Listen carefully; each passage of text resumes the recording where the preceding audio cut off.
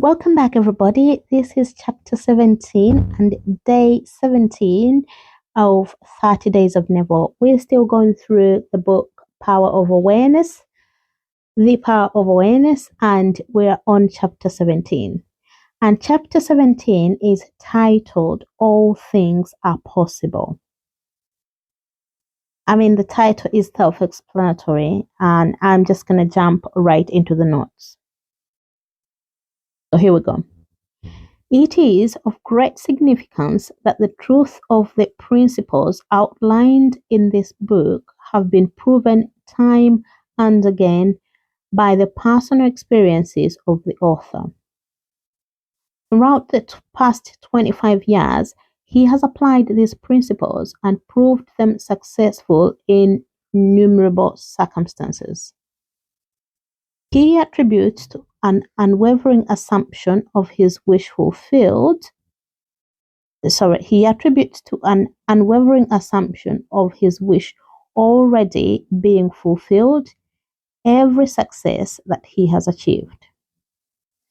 In other words, Neville is saying here that every success that he's had in his life since he started applying these principles, he's attributing it to the fact that he learned how to apply this law, the law of assuming that your wish is already fulfilled and living from that mindset or living from that principle.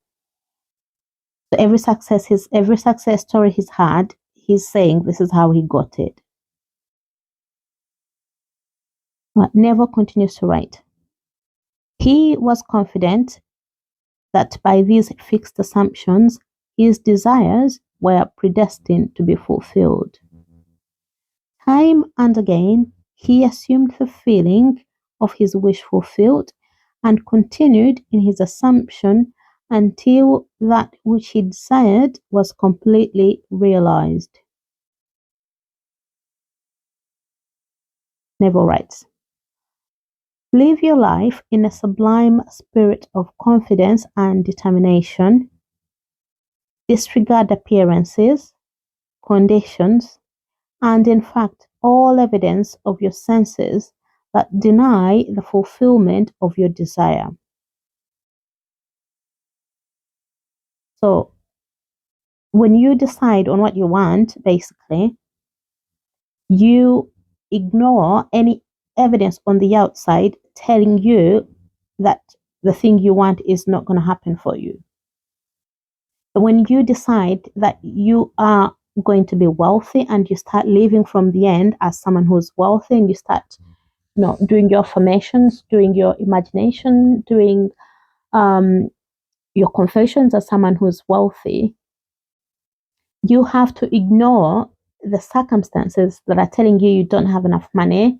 You have to ignore it when people are chasing you for to pay.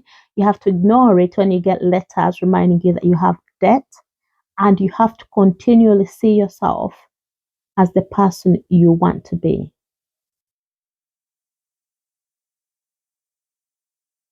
So you have to rest in the assumption that you are already what you want to be.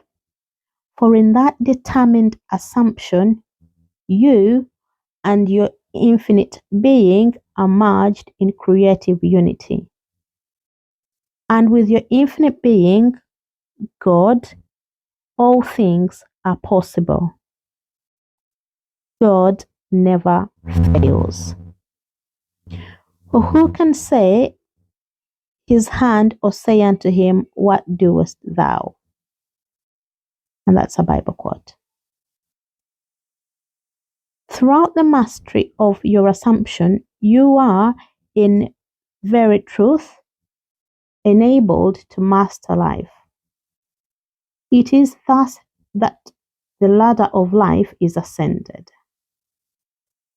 I.e., if you want to move from one state to another, if you want to go higher in life, you have to use the law of assumption. You have to assume yourself as being that person that you currently are not. You have to call the things that are not as though they are. You have to learn to walk as if the person you want to be is out, is possible, as in the state you want to be is possible, the things you want are possible, and you have to walk in that reality. You have to walk in that assumption until it comes to pass.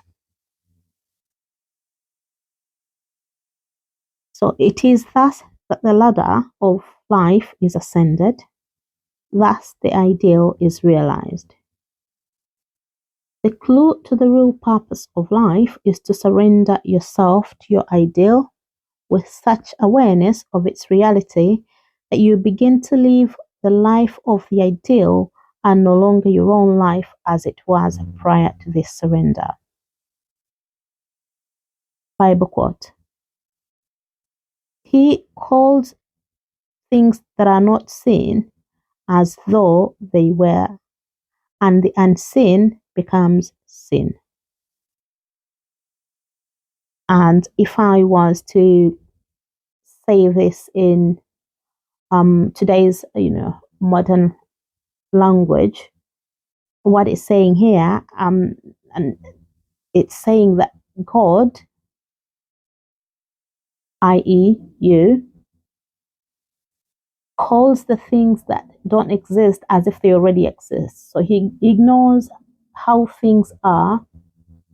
He ignores the evidence that he's getting in the, in his outside world, in the circumstances, and he completely shuts his natural eyes and ears to any negativity and calls the things he wants to exist as if they already are. He sees himself as he wants to be, and he keeps his focus on that and calls himself that.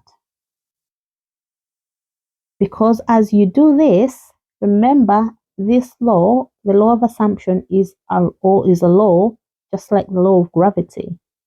And as you do this, that is how you will change the conditions on the outside. Right, let's continue. Each assumption has its corresponding world. In other words, the person that assumes they are a failure,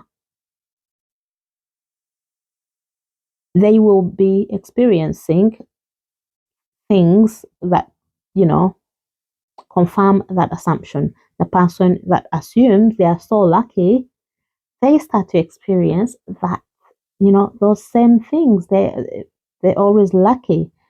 The person that assumes they never find, they always find a parking spot whenever they go to the shop, that person always finds a parking spot.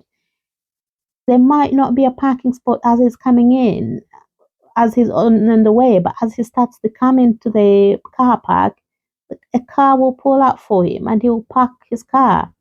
The person that says this place is always parked, I never find a spot, well, that person will circle the car park 5-6 times and no car will pull up for them. They'll have no parking spot. So every single one of us, for each assumption that we have, there is a correspondence on the outside world. The world you're creating yourself is all in your mind. But if you're truly observant, you will notice the power of your assumption to change circumstances which appear wholly immutable.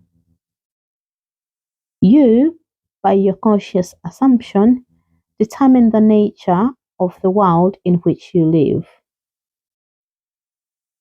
Therefore, you must ignore the present state and assume the wish fulfilled. Claim it. It will respond.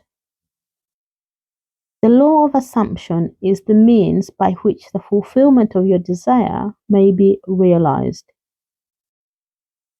Every moment of your life, consciously or unconsciously, you are assuming a feeling.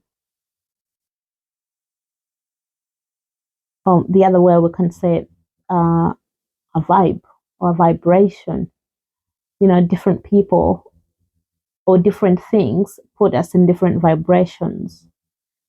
So for every moment, we are we're always changing from like one vibration to another.